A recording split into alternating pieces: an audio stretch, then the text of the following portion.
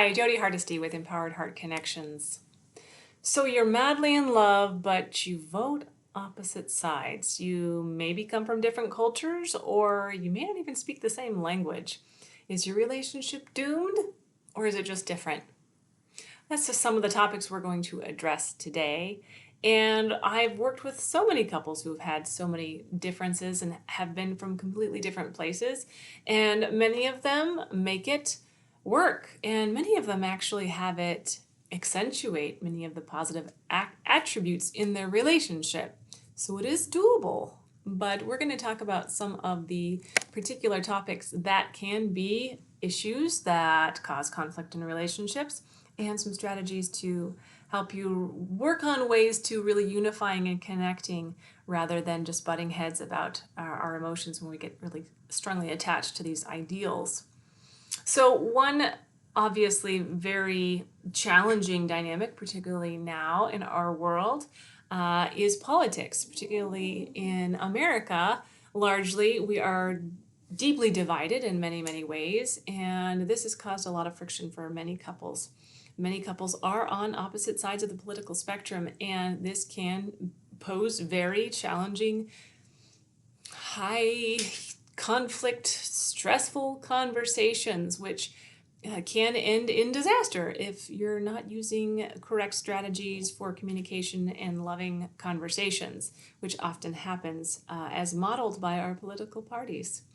So the emotional impact of political beliefs on different spectrums obviously started from a potentially a value or a core identity, right? So a lot of us believe that we vote for this particular party because they align with our values and our beliefs. However, what I've found is a lot of times we're getting information from our political parties that are presenting us with what we want to hear and maybe not following through on either side with actually what we really want. So rather than staying stuck in the my team is right because they align with my values and my identity, address conversations about what it really means to have that as a value and identity, and how does your party truly honor those values and identities, and what ways could your party maybe do it better or differently, or are they actually doing what you feel like they're doing, and how do you know? That's another thing that has become problematic is we can pretty much find any echo chamber we want whenever we go looking online or in the internet to find information that either validates our opinion or discredits our opponent's opinion, right? We can have echo chambers all around us. But the nice thing about having somebody that you love being on the political opposition is you probably trust and love them to some degree if you're this far along and you're on political opposing teams.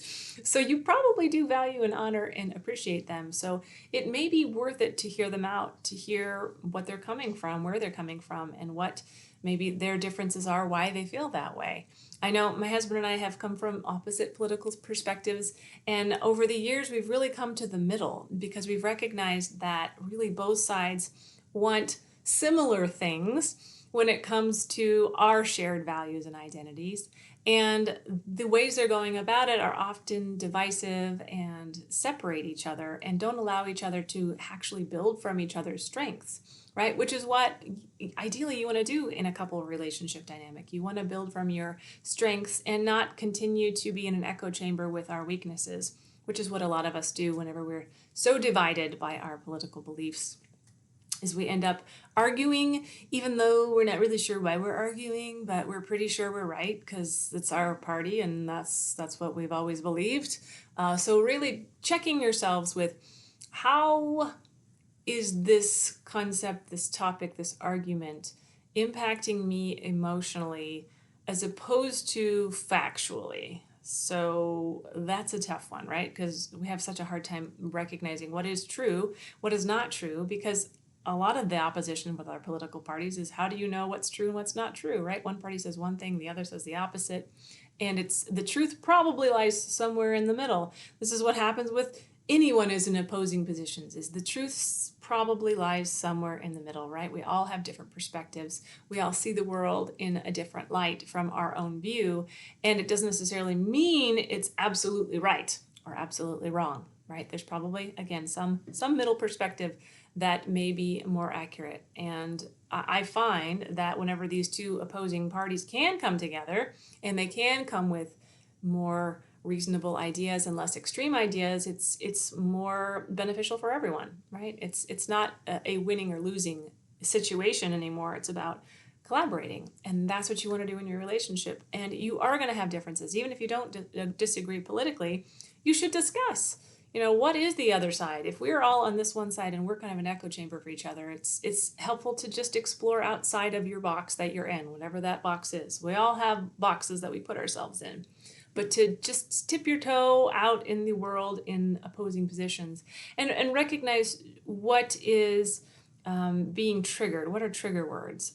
Is it anti? Is it pro? And what does that mean to you?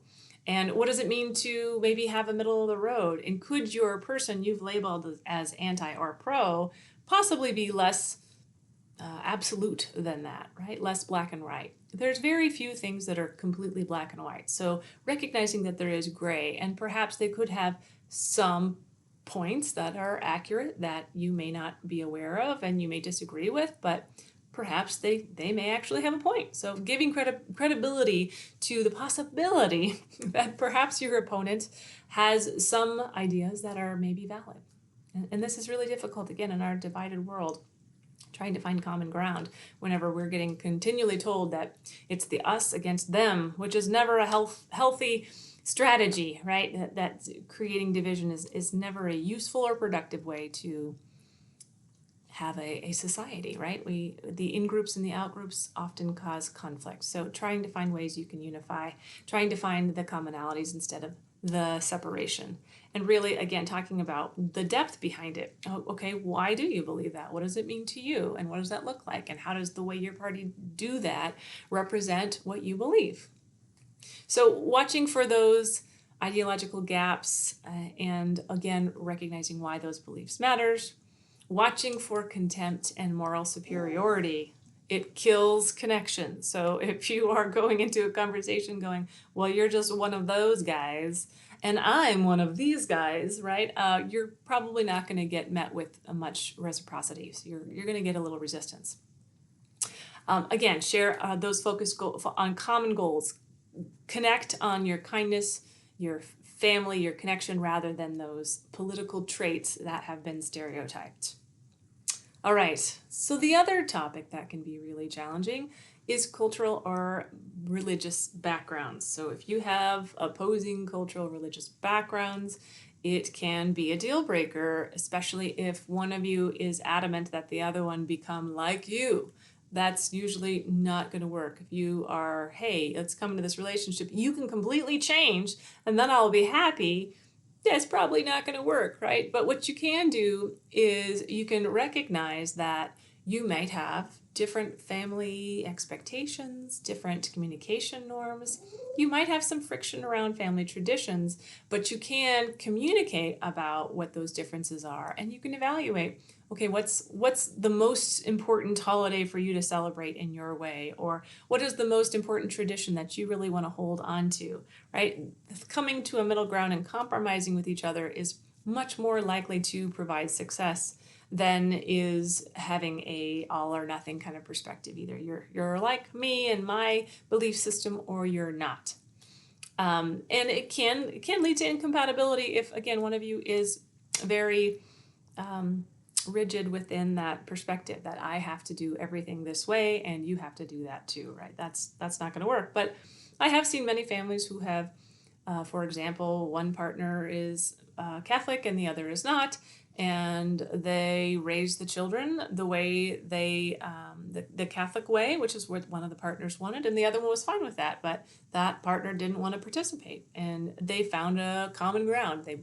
That one partner wanted to raise their kids that way, and the other one didn't, and they agreed to that was the common ground that they came to. Some couples may not come to that agreement, so really establishing what those agreements are before you get too far along in the relationship can be really important. And also recognizing that you might have to develop some more empathy towards their particular cultural expectation or religious belief. and not just tolerate it, right? So you have to have some sort of appreciation and respect for what their belief system is so that it doesn't create that contempt in that relationship, that resentment over time. And if one partner expects it to be all or nothing, that's probably going to be a deal breaker. You really have to have flexibility and allow each other to learn and grow alongside each other and really have room for communication and compromise. Even though some people struggle with compromise, but it is essential in every aspect of life. We have to find some ways to let go of our rigidity and move forward in our communication. Language and communication styles. Now, sometimes there are couples who are amazingly navigating literal language barriers. They speak two totally different languages, which can be quite challenging. It's gotten a lot more easy with our technology that we can have some translators, but there is some emotional fluency gaps, and it can be challenging to really make sure that you're speaking the same language whenever you are translating things. It's hard enough whenever you speak the same language. I was just sharing that my husband and I have different definitions of what some words mean sometimes. So even though we speak the same language, we interpret them differently. So it's important to really make sure that you are coming together with your understanding of each other. And some brilliant person once told me that you have to listen twice and really ask them to explain before you react. So there is some real weight behind that is listen twice. Don't just respond immediately, is especially whenever you are unclear, or if maybe especially if you get triggered, that's when you want some more information. Okay, did I translate that the same way that you did? Explain to me what you mean by that, because I'm starting to feel triggered or I'm starting to feel reactive. So again, even just words that people use can become a barrier if you have a different definition or explanation or interpretation of what those words mean. So taking the time to really check in for understanding and slow things down a little bit if there's starting to get conflict, to really backtrack a little bit and say, okay, wait a minute, you said this and here's what I thought that meant, rather than jumping to the translation and then escalating conflict for potentially no reason. There can also be lifestyle and personality differences that have been an issue in many families. Perhaps one person's a super extrovert and they like to go out all the time, and the other person's like, oh, I'll go out every once in a while, but I'm more of an introvert and a homebody, right? So again, you have to really work on finding some balance there and evaluating if it is a deal breaker or if it is just a difference you guys can work on. So if one of you is determined to go out every night and the other one's a complete introvert, you might have a hard time finding a common ground on that. But if both of you can kind of push yourself to compromise and come to meet the other in the middle, it's much more likely that you can really be able to adapt to each other's differences, right? But we want to make sure we don't pathologize each other, right? Well, you're just a hermit and you never want to go out, or you're just a party animal and you're always out there. So recognizing our language that we're using when we're trying to communicate with each other to make sure that we are really honoring each other's differences in a loving and respectful way, and evaluating again if you can meet in the middle. Hey, if we go out maybe 2 nights a week instead of 7 nights a week, is that enough? Or do we need 3 nights? What do we do? Or do you just go out without me, and are we okay with that? How do we navigate that? But recognizing that the ability to stretch is not necessarily a sacrifice, and we can learn and grow from each other. This is the beauty of having these opposites, or having people who have opposing opinions of you. It's really an opportunity for growth, and if you can allow yourself to stretch, if you can allow yourself to be more adaptable, then it can be a huge opportunity for growth. Again, recognizing, can we find ways to honor us both? How do we make this work for both of us together? So some final framework here, 3 questions to ask when you're totally different is, number 1, can we stay curious about each other's differences instead of threatening them? Right? Curiosity breeds connection, not contempt. 2, do we fight fair and repair well? So, right, that means we communicate. Even if we don't understand each other, we communicate respectfully, we collaborate, we try to wait, we listen twice, and we ask questions and explain to each other what we mean before we react. Can we repair? And that can lead to compatibility.